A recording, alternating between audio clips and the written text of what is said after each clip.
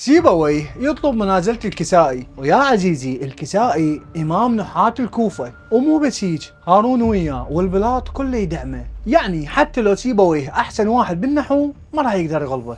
سيبويه كان مصمم على المناظرة لأنه واثق بعلمه اللي ورثه وطوره عن الخليل بن أحمد، وتبدي المناظرة وسط حشود كبيرة والحماس تقول كلاسيكو بين عالم غزير الإنتاج ومتواضع وعالم ثاني مشهور ويحظى بكل الدعم. ويبدي الكسائي ويقول لسيبويه: تحب تسألني لو أسألك أني؟ سيبويه يقول له: اسأل أنت. ويسأل الكسائي. يقال: كنت أظن أن العقرب أشد لسعة من الزنبوري، فإذا هو هي أم فإذا هو إياها. مختصر مفيد يا عزيزي، هنا سيبويه لازم يختار أحد الاختيارين، فإذا هو هي أو فإذا هو إياها، وهاي يا عزيزي تعرف بالمسألة الزنبورية. نكمل.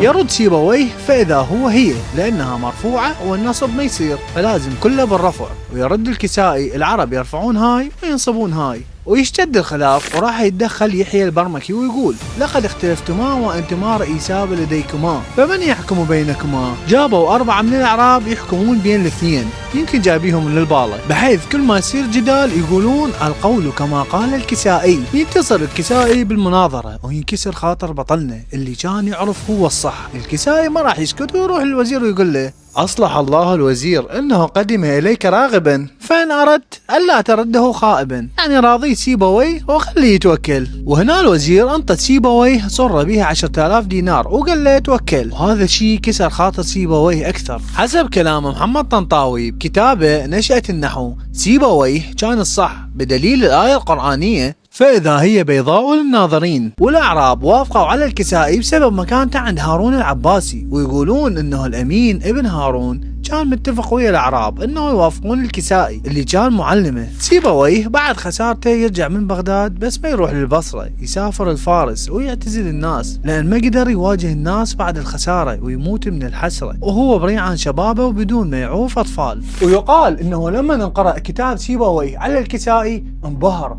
وقال: هذا الحرف لم أسمعه من قبل فاكتبه لي. ووهب القارئ مالته 70 دينار. صراحة ما أعرف كانوا يسوون. كتاب سيبويه ظل خالد وعبر عصره ووصل مو بس العلماء، العامة الشعب. وانت يا صديقي شنو رأيك؟